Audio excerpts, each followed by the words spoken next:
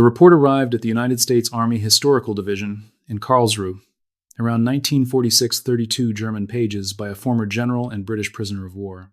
The author was General der Panzertruppe Heinrich Eberbach. His subject was the campaign he led during the darkest month for German armor in the West. Hidden deep within those pages, Eberbach wrote a sentence that challenges almost everything we think we know about what destroyed the Panzers in Normandy. He wrote that tank losses from fuel shortages actually outnumbered those caused by all Allied weapons combined.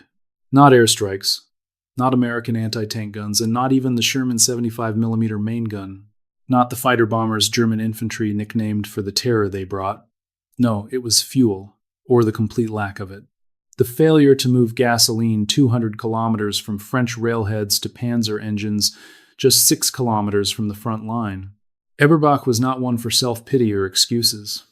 He led a Panzer regiment through France in 1940, the Panzer Brigade on the Eastern Front in 1941, and the 4th Panzer Division until a wound near Stalingrad took him out in late 1942. After recovering, he returned to command the 48th Panzer Corps before that same year ended. For years, he watched how armored units operated at peak strength and how they disintegrated when pushed to the brink.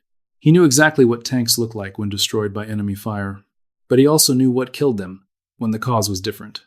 Writing his report in Karlsruhe, he was not trying to defend the German campaign. He was simply filing an accounting. The Foreign Military Studies program gathered dozens of former Wehrmacht officers, asking them to systematically explain the operations they once commanded. Over a decade, this initiative produced hundreds of manuscripts, now preserved at the National Archives in Maryland under Record Group 549. Most accounts are remarkably analytical and candid perspectives these officers could never have shared during the war. Eberbach's contribution, catalogued as Foreign Military Studies A922, is titled Panzer Group Eberbach and the Falaise Encirclement.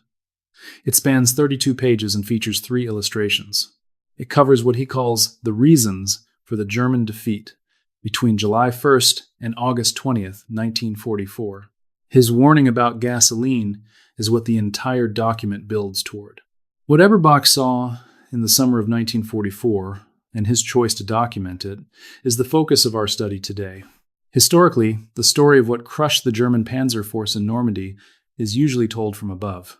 Allied pilots returned from their missions, reporting endless columns of burning German vehicles along the roads south of Falaise. Aerial photographs confirmed wreckage scattered across miles of Normandy. As official figures were compiled, a dominant narrative took shape. Allied air power shattered the Panzers, stripping the Germans of all mobility, ultimately breaking their army in the West. That narrative is not entirely false, but it remains incomplete. The gap between tactical pilot claims and what actually killed those Panzers is where Eberbach's testimony becomes invaluable.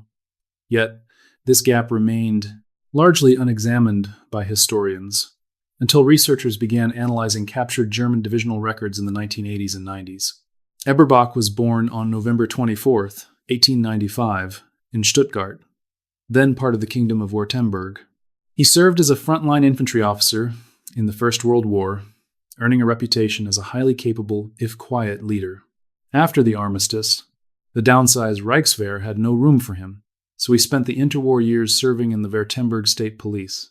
He rejoined the Wehrmacht as a major in August 1935, aged 39, during Germany's rapid military expansion. Though older than his peers by peacetime standards, wartime demands quickly leveled the field. If you enjoy this deep look into history, hitting the like button is what tells the algorithm to show these real archival files to people who want the truth, not just popular legends. He led Panzer Regiment 35 through the invasion of France, later commanding the 5th Panzer Brigade in 1941. He assumed command of the 4th Panzer Division in January 1942. His stellar performance on the Eastern Front earned him Corps command. He led the 48th Panzer Corps through intense combat in autumn 1942, until a shrapnel wound near Stalingrad sidelined him just as the 6th Army was surrounded in November. Evacuated and recovered, he soon returned to duty. By the summer of 1944, he possessed far more combat experience in divisional and corps armor command than almost any officer he would fight alongside in France. Taking over Panzer Group West in early July 1944, He inherited a headquarters that had been effectively decapitated 3 weeks earlier. On June 10th, exactly 4 days after the Allied landings, a British airstrike targeted the Panzer Group headquarters at La Caen in the Calvados countryside south of Caen.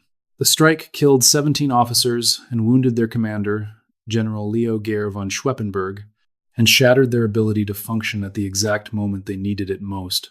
The massive armored counterattack Panzer Group West had planned to launch was completely derailed. Gehr was relieved, and General Eberbach was sent from Corps Command to fill the void. But what he found was far worse than a damaged headquarters. The entire supply network was already crumbling before he arrived, failing quietly behind a screen of misleading daily reports, building toward an inevitable collapse that was already irreversible by the time he took command. This fuel shortage in Normandy had a specific origin, and as you and I will see, it explains why Eberbach blamed logistics instead of combat losses. Before the Allied landings, the German army in the West had positioned its massive fuel reserves using a traditional layout. Standard military doctrine recommended placing large forward depots near the expected battlefields to keep their mobile operations moving forward. The most vital of these depots supporting the 7th Army in Normandy was a hidden facility known as Lager Berta. It was located in the Andanes forest within the Orne department of Normandy, where thick trees hid it from Allied planes and nearby roads allowed quick access to the front line. Lager Berta held 83% of the 7th Army's entire fuel reserve in that key sector of Normandy. On June 13, 1944, exactly 7 days after the Allied landings, the United States 9th Air Force found it. By June 14th, it was completely destroyed. The true scale of what this meant was not yet clear to anyone outside the German supply network.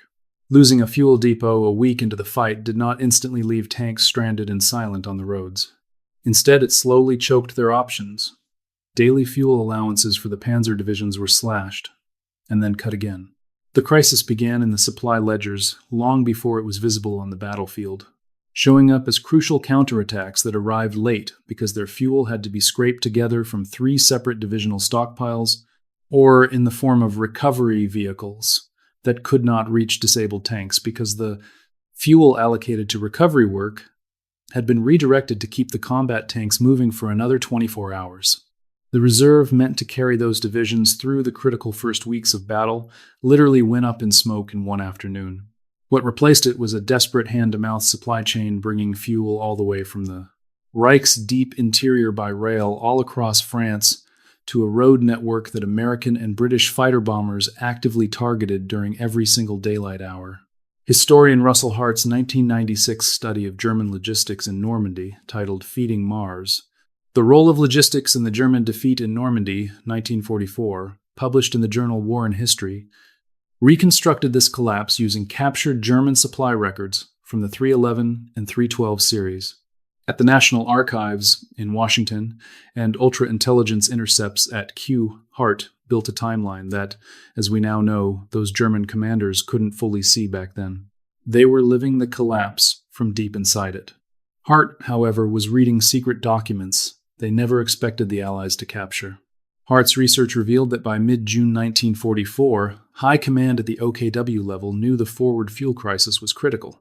Supply reports reaching German Army Group B headquarters at La Roche-Guyon prove that by June 20th, Army Group B was begging for emergency fuel deliveries that completely overwhelmed the rail system's capacity. The requests went in, only a fraction of the needed tonnage actually arrived. This massive gap between demand and delivery grew wider week by week through June and into July, as every new request noted the previous shortfall, adding the mounting deficit to the next desperate order. By the time the Loire bridges fell in mid-July, the total deficit was impossible to recover under any timeline. Those Loire Valley rail bridges became the next systemic failure. Roughly 40% of the 7th Army's fuel came from the south, crossing the Loire near Tours. Allied bombers targeted those bridges repeatedly. It was part of the pre-invasion air campaign to isolate the Normandy battlefield from French and Belgian railroads. The bridges were permanently destroyed on July 15th, 1944, just 10 days before the American breakout at St. Lo. By July 25th, the primary southern route for fuel to reach the front was gone forever. Only 60% of dispatched fuel got through. Like and subscribe to join us for more history. Of some 9.9 million gallons shipped to Normandy in June 1944, Hart calculated that nearly 2 million gallons were destroyed in transit, and another million vanished in forward depots before ever reaching any engines.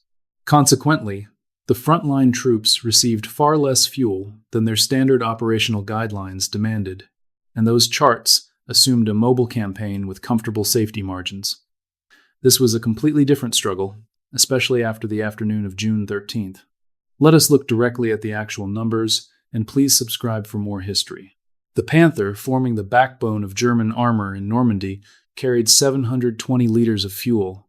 On flat roads, that capacity allowed for 97 to 130 kilometers. But in the dense bocage, with relentless gear shifts and constant maneuvering, that range plummeted to between 64 and 84 kilometers. The heavy Tiger I was far worse by every imaginable metric. Consuming 487 liters per 100 kilometers, a full tank meant only 140 kilometers on roads and barely 70 in the hedgerows. By contrast, an Allied Sherman covered 193 kilometers on 660 liters. In Normandy, the real battle was German armor fighting its own broken supply lines. A Panther, preparing for a counterattack south of Caen, fighting through an intense afternoon clash, and then pulling back, burned fuel at a rate that a supply network running at 60% capacity could never replace.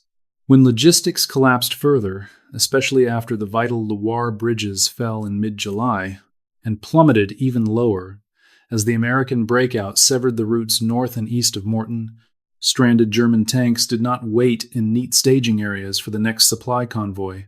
They died wherever their last drop of fuel was burned.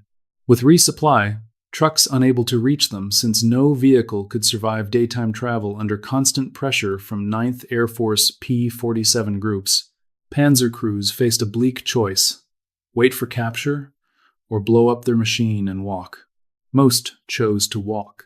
The P-47 Thunderbolt groups of the 9th Air Force and the Typhoon squadrons of the Royal Air Force had waged this intense supply interdiction campaign since before day. From June through August 1944, Allied pilots flew thousands of missions targeting railways and bridges, train depots, fuel dumps, and moving military columns. The effort was massive, but the aerial kill claims returned by pilots were, as physical investigations later proved, greatly exaggerated. These pilots were not lying.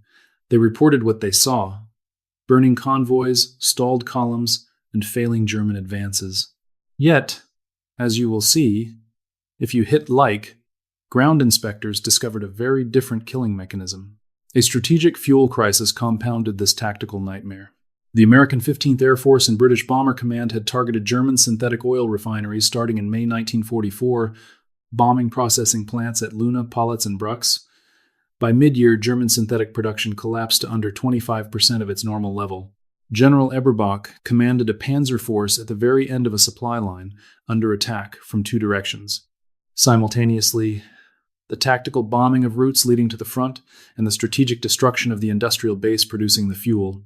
Neither of these massive crises was his to solve. Combined, they destroyed his armor at a rate that no level of tactical genius could hope to overcome. To truly understand what Eberbach was experiencing inside his headquarters, we must look at an objective British source with no stake in the German narrative: the No. 2 Operational Research Section of the British Second Army. Following every major airstrike on German Panzer columns in Normandy, investigators from this unit personally inspected the shattered wreckage, bypassing pilot reports and generalized paper estimates entirely. They examined individual wrecks directly, analyzing the physical impact points to record what truly happened. Today, their reports are preserved at the National Archives in the WO291 series. The Battle of Mortain, from August 7th through 10th, 1944, became their most thoroughly investigated engagement of the entire Normandy campaign.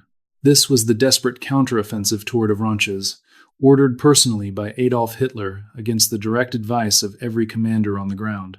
Eberbach warned General Walter Warlimont of OKW during a headquarters visit around August 1st that he considered the planned attack completely suicidal, asserting that Allied air power would easily crush it, and that retreating to the Seine line was their only realistic option.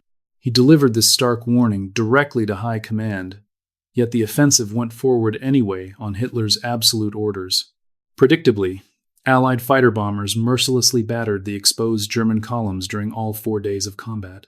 Eberbach's detailed account of that meeting with Wehrmacht is officially recorded in Foreign Military Studies, A 922. As we look back at the archives, it remains one of the clearest statements of a senior general telling the OKW directly face that a Hitler-ordered operation was doomed to fail, recommending an immediate withdrawal. The warning was logged, the advice ignored, and the offensive launched. Once it ended, OS teams walked the battlefield. Allied air power, led by RAF, Typhoons, and 9th Air Force P-47s, claimed 252 German tanks hit at Mortain. Yet, OS teams confirmed only 46 losses out of 177 committed. Of those 46 confirmed losses, just 9 were from airstrikes, 7 by rockets, and 2 by bombs. The other 37 fell to entirely different causes. Gunfire from anti-tank positions, breakdown dry fuel tanks, or crews abandoning stalled armor.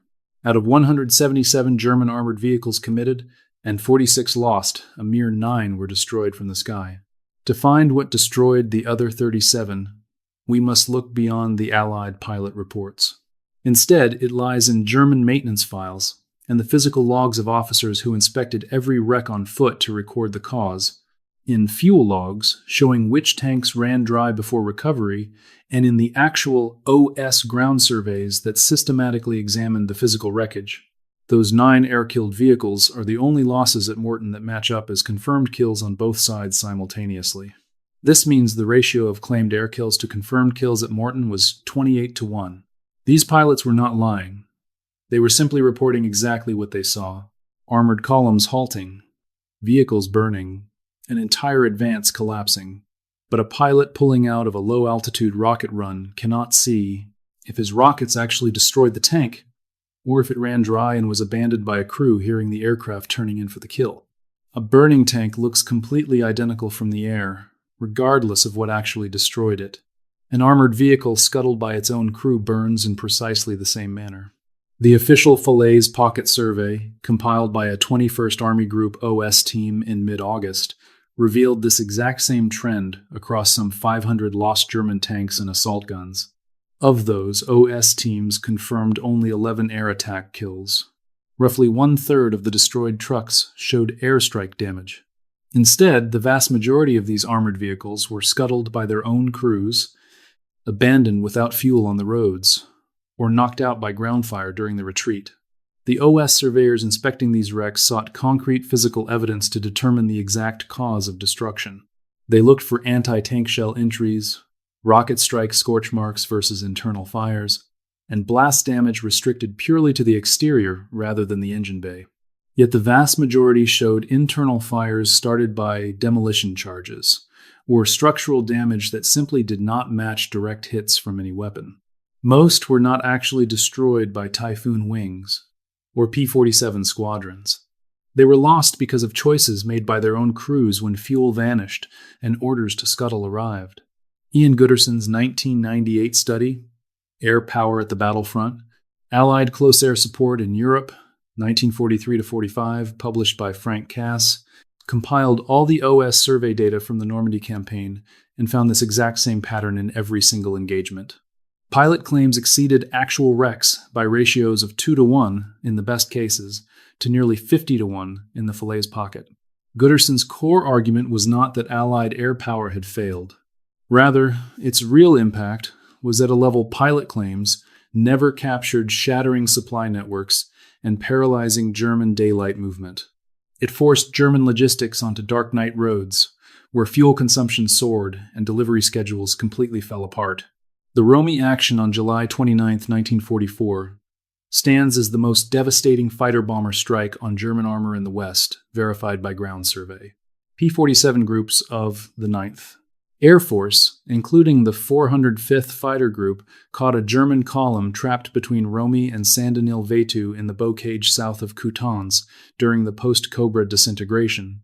The assault ran from 1510 to 2140 hours, over 6 hours against a trapped column. Pilot reports claimed 122 tanks, 259 other vehicles, and 11 artillery pieces destroyed. But ground surveys found only 66 tanks, 204 vehicles, and 11 guns, exactly half the claimed armor tally. Still, Rommel remains the deadliest confirmed single-day fighter-bomber attack on armor in the entire Western theater. Yet it also proves that even at peak effectiveness, a massive gap remained between pilot claims and ground reality. Ultimately, as we review the campaign, the pattern observed at Rommel was mirrored in every single surveyed engagement. Today, let's explore how Allied aircraft were most lethal, not against the tanks themselves, but against the supply lines keeping them alive. When the 9th Air Force ambushed a German fuel convoy on a Norman road, the convoy went up in flames, depriving the frontline armor of crucial fuel. 3 days later, those stranded tanks ran dry south of Falaise, forcing their crews to rig demolition charges, abandon their vehicles, and simply walk away. Yet, the pilots who bombed that convoy had no idea they had just neutralized those heavy German tanks. In their official mission reports, they only logged the burning fuel trucks they actually saw. Those tanks appeared in no aircrew's logs. They only existed in divisional maintenance records and a private manuscript filed in Karl's archives. Lieutenant General Fritz Bayerlein recorded this very same phenomenon from a division commander's perspective. Bayerlein led the Panzerlehr division from day through Normandy, and later through the Ardennes offensive into the Ruhr. Following the German surrender, he was held as an American prisoner of war, writing roughly 20 manuscripts for their foreign military studies program between 1945 and 1947. These works were compiled and published by P.A. Spade and Gary Wilkins in the book Bayerlein. Subtitled After Action Reports of the Panzerlehr Division Commander from Day to the Ruhr, published by Schiffer Military History in 2005. The most famous passage from Bayerlein's writings describes the massive carpet bombing that launched Operation Cobra on July 25th. The front resembled a moonscape, he wrote, with at least 70% of his frontline troops knocked out in the opening hours. Yet, what often gets ignored is his detailed record of the severe logistics failure that crippled them long before Cobra. By July 25th, the Panzerlehr had been pinned down south of St. Lo for 6 grueling weeks. 6 weeks of brutal bocage fighting hadn't actually destroyed many tanks compared to the carnage of open, mobile warfare. Instead, it starved the armored division of fuel for 6 straight weeks, completely crippling a force that absolutely depended on movement. Bayerlein coined a vivid phrase for this nightmare: Jabo Rennstrecke, the fighter-bomber racecourse. The phrase didn't describe a battlefield where aircraft systematically blew up massive fleets of tanks. Rather, it described what every single road in Normandy had become by late June. A pathway where any daytime movement was absolute suicide. Where every single truck attempting to move during the day was gambling its precious cargo and crew against certain aerial destruction. Forced to travel only at night, transport trucks moved slower, guzzled more fuel, arrived late, and delivered far less. The panzers waiting at the end of that broken supply chain received far less fuel than they required. When they ran completely dry, they stopped. Operation Cobra, the massive American breakout, launched on July 25th. Now, you and I often hear this described as the ultimate hammer blow that shattered German armor. Devastating carpet bombing, followed by a lightning-fast tank thrust. Both of these things happened. Bayerlein's haunting description of the carpet bombing's impact on his division remains one of the most famous quotes of the entire campaign. But those bombs struck a division that had been pinned down for 6 weeks, largely because they lacked the fuel to retreat. And when Allied armor flooded through the gap, they advanced at a speed the local German defenders simply couldn't react to, simply because those German units had been starving for fuel for weeks before the American offensive even kicked off. The crippled panzer force that desperately tried to counterattack at Mortain in early August was nothing like the proud army of June. It was a desperate force that had been burning through its final reserves for 10 weeks, operating on fuel rations measured in mere hours of movement, rather than days, throwing its remaining tanks into an attack that their own generals knew was suicide before the first engine even started. The tanks advanced anyway. The P-47s swarmed. Allied survey teams inspected the wreckage afterward, and the grim loss records speak for themselves. The dramatic breakout at St. Lo wasn't the actual moment, the German armored force in Normandy died. It was simply the moment when a death foretold in fuel logbooks for 10 weeks finally became visible on the battlefield. The tactical disaster made the logistical collapse permanent, but that supply defeat had been festering since June 13th. In fact, anyone reading the supply reports at high command could easily see what was coming, even if no official document spelled it out quite as bluntly as Bayerlein did in his post-war papers. Nicholas Zetterling's detailed study of German war diaries in the Freiburg Military Archives compiled the statistics behind Bayerlein's claim of 2,336 tanks, tank destroyers, and assault guns deployed to Normandy by August 1944. Germany lost 1,500 of them. Be sure to subscribe. Zettling's analysis of divisional records revealed that at least half of those losses came from non-combat causes, starting with fuel exhaustion, mechanical breakdowns under impossible recovery conditions, and crews destroying their own vehicles to prevent capture, along with the total collapse of a maintenance system paralyzed by the very fuel shortage draining the fighting force. Different analytical methods might disagree on the exact numbers, but the main conclusion never shifts. No major study of the German archives has ever concluded that direct Allied fire was the main cause of tank losses in Normandy. Logistical failure caused at least half of these losses, and by some measures, significantly more. When Eberbach took over Panzer Group West, it was supposed to be the mobile reserve for Army Group B, ready to strike wherever the Allies threatened. But German armored doctrine, which relied on concentrated strikes since the invasion of Poland, had no room to breathe. By July 1944 in Normandy, this doctrine had become a complete fiction. This was not because the Panzer divisions were unwilling to fight, but because redeploying them required fuel that the supply system failed to deliver. In mid-July, when Eberbach tried to shift heavy armor from the sector east of CA to block the push south of Sanglo, he had to borrow the fuel from future shipments that might never even show up, stolen from maintenance reserves that were supposed to keep broken-down vehicles running, leaving incoming divisions with barely enough fuel to fight and absolutely nothing in reserve for retreat. Every single decision made at Army level revolved around severe supply shortages, a crisis that should not have existed 3 weeks into a campaign meant to end in just 3 days. Eberbach could easily trace this devastating downward spiral in his daily logistics reports. Every tank abandoned due to lack of fuel directly weakened the force available for the next battle. Every recovery vehicle stuck without fuel meant broken-down tanks sat idle for much longer. These lingering breakdowns overwhelmed the repair shops, which were themselves starved of fuel and unable to return tanks to the front. Frontline strength plummeted through July and August, but not from enemy fire. Instead, it was this massive failure of the supply and repair system triggered by the fuel drought. War diaries from several German Panzer divisions in Normandy, uncovered during Zettling's archival research, reveal countless tanks blown up by their own crews. This was done simply because no fuel was coming and no tow trucks could reach them. These desperate reports grew more frequent as the collapse worsened through June, July, and August. By mid-August, as Panzergruppe Eberbach struggled to keep the escape corridor from the file's pocket open, the surviving records read less like active combat logs and more like inventories of desperate men trying to salvage equipment they could no longer power. Allied Ultra intercepts of German logistics radio traffic from late July and early August 1944, preserved at the National Archives at Kew in the DEFA 3 series, capture this immense German panic in real time.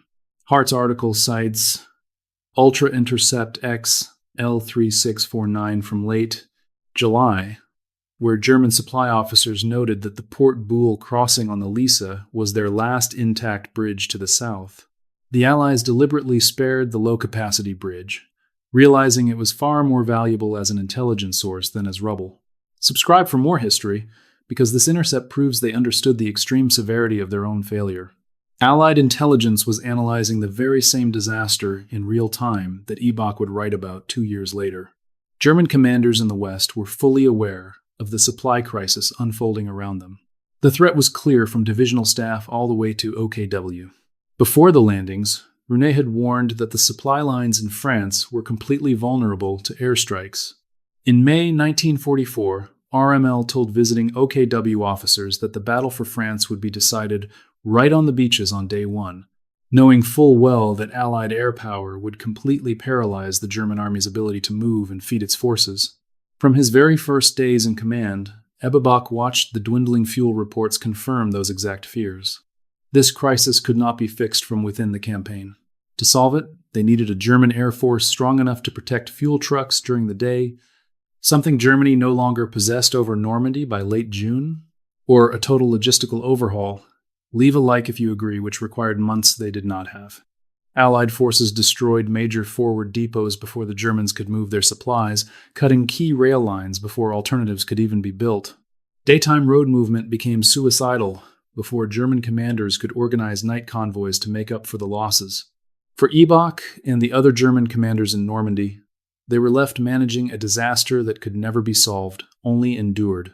Every single fuel decision was pure combat triage. Which division received fuel to fight? Which unit had to wait? Which tanks would be abandoned if they ran dry before the next delivery arrived? These decisions, made daily by panzer groups and corps in July and August 1944, are exactly what Eberbach meant in his writing about fuel. Not one massive catastrophe, but rather the crushing weight of weeks of triage. Every choice was slightly flawed, because their margins were simply too thin to get anything entirely right.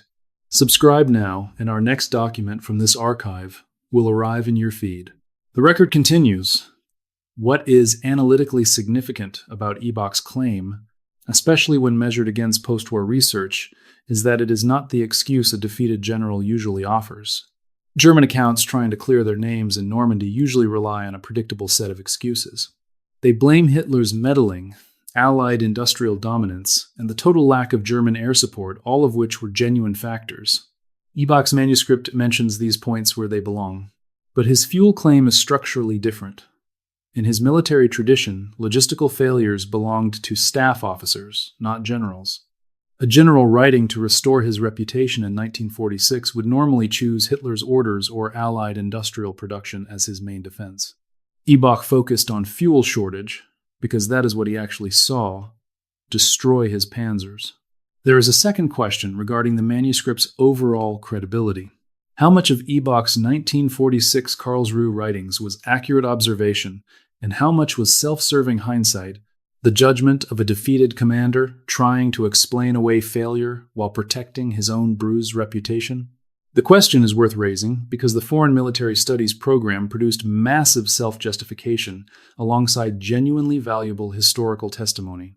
German generals writing under American supervision in the late 1940s had clear incentives to blame Hitler's meddling, to claim their own wise advice was constantly overridden, and to attribute their defeat to material shortages rather than tactical failures. Eberbach's manuscript contains elements of this exact pattern.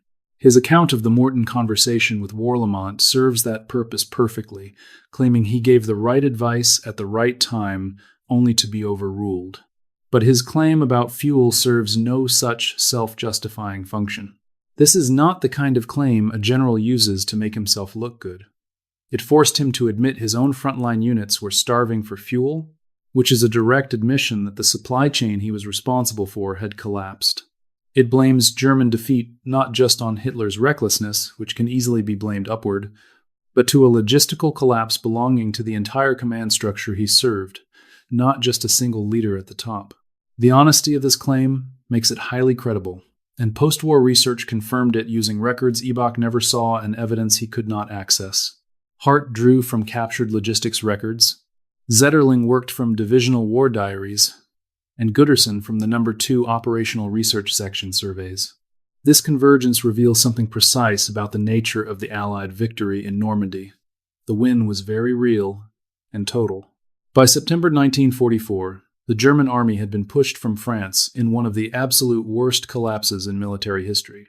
Yet, the actual reason for this collapse differed greatly from the story told in pilot claims and official wartime reports. Allied air forces did not win the Normandy campaign simply by blowing up German tanks in massive numbers from above. Instead, they won by destroying the entire network that kept those German tanks running. They wiped out fuel depots, rail bridges, roads, and the supply convoys carrying gasoline from the rear to the front lines. This difference is crucial because it reveals what American air power really accomplished during that fateful summer of 1944. An offensive that destroys 1,500 German tanks through direct air attacks is a completely different kind of military achievement from a campaign that starves those 1,500 tanks of fuel, forcing crews to abandon them on roadsides. Both achievements are highly significant, but they require entirely different aircraft capabilities, different battlefield tactics, different targets, and they leave us with completely different lessons for future conflicts. The transportation plan, the oil campaign, and the blocking of supply routes. These were the instruments of the Allied victory in Normandy.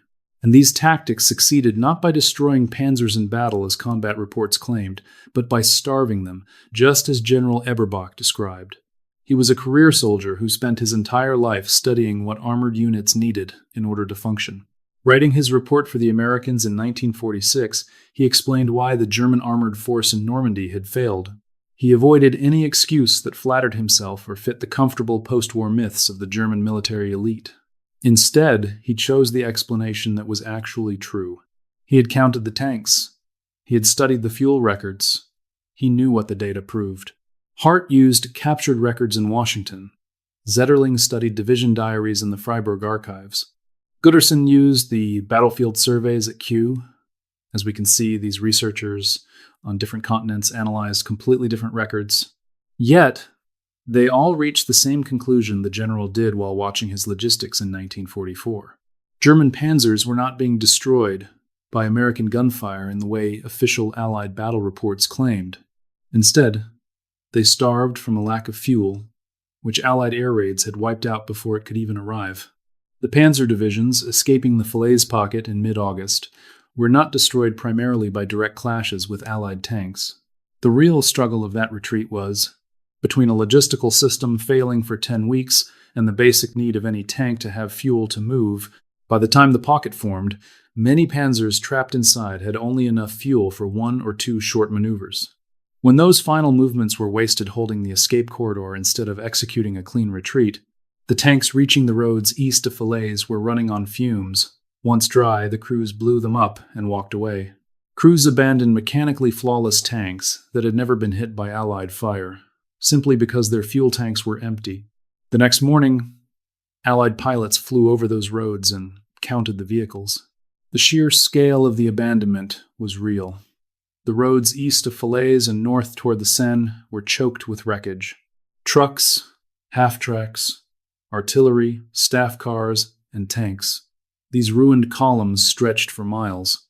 Some vehicles showed battle damage from direct fire, but far more bore the scorch marks of demolition charges set by their own crews. Others just sat there completely intact, engines cold, with absolutely nothing wrong except an empty gas tank. The one thing no machine can run without. Allied pilots circling low in the morning light could not tell the difference. They counted every single motionless vehicle as a confirmed kill. Today, a Tiger I tank sits on a display plinth in Vimoutiers, Normandy. It is Tiger number 234. It ran completely out of fuel around August 21st, 1944, while trying to escape east of Falaise. Its crew simply set demolition charges and walked away on foot. After liberation, French workers found the tank too heavy to clear. So, they restored it and left it on the very spot where it still stands today. There is absolutely no battle damage on it, from Allied anti-tank fire or air attacks. Even the driver's hatch still works. Its gun turret mechanism remains intact. This legendary machine stopped working not because it was broken, but because it starved. It remains a monument to the fuel crisis Eberbach described. If you like historical deep dives, please subscribe for more. It is undeniable physical proof of the logistics collapse. Meanwhile, General Eberbach was captured on August 31st, 1944. The British 11th Armored Division was advancing rapidly as part of 30 Corps under Lieutenant General Brian Horrocks, capturing the city of Amiens that morning with the relentless speed developed since the breakout at Falaise. Eberbach was resting in the city when elements of the 3rd Royal Tank Regiment overran his position before he could flee. Major General Roberts of the 11th Armored personally escorted him straight to Horrocks.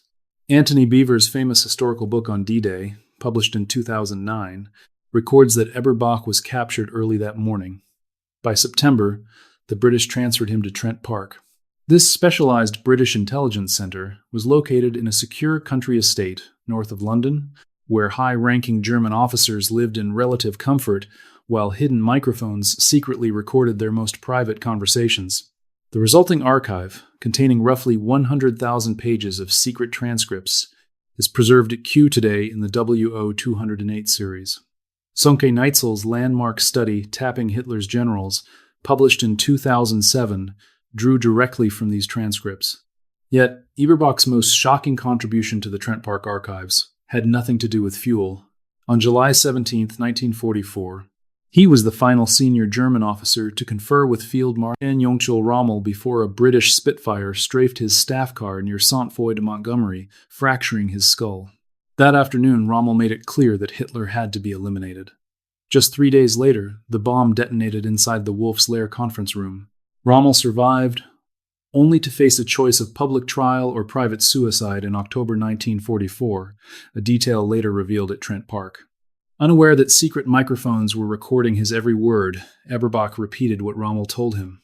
His testimony stands as the strongest historical evidence proving that Rommel knew of and supported the conspirators' plans. He recounted this just weeks after the meeting, believing he was speaking in absolute confidence to fellow prisoners. The transcript is preserved at Kew, and Neitzel's analysis draws on it directly. Rommel was severely wounded that very evening, and Eberbach was captured at Amiens 44 days later. They never spoke again. His release came on January 6, 1948, after 3 years and 4 months in British hands. He was 52 years old. The Bundeswehr, which eventually formed in 1955, had no initial roles for generals of his generation, and Eberbach never sought a career in the new West German military. In his later years, he worked for the Evangelische Akademie Bad Boll, a Protestant educational institution in Baden-Württemberg that served as a vital forum for civic and theological debates during the Reconstruction era. He died in Nördlingen on July 13, 1992, aged 96. If you appreciate these historical deep dives, please like this video to help others find it. Subscribe to join us for our next archival discovery. General der Panzertruppe Heinrich Eberbach commanded Panzer Group West, redesignated as the 5th Panzer Army in early July 1944. He went on to lead Panzer Group Eberbach from August 8 through August 31, 1944, when the 11th Armored Division captured him at Amiens, right after his brief command of the 7th Army during the Seine Retreat. He remained in British captivity at Trent Park and other camps until his release on January 6, 1948. He was never charged with war crimes, never stood trial, and was never implicated in any post-war legal proceedings. He died in Nördlingen, Baden-Württemberg, on July 13, 1992. Foreign Military Studies document Anine 22, covering Panzer Group Eberbach and the Falaise encirclement, is held at the National Archives and Records Administration at College Park, Maryland, in Record Group 549. A reading copy is available at the United States Army Heritage and Education Center at Carlisle Barracks, Pennsylvania. Its catalog entry describes the work as covering the period from July 1st through August 20th, 1944, outlining the reasons for the German defeat across 32 pages, with 3 illustrations. The single sentence regarding fuel runs fewer than 30 words, yet he earned every single one of them. The men who fought America in battle wrote what they saw with their own hands. This record is one of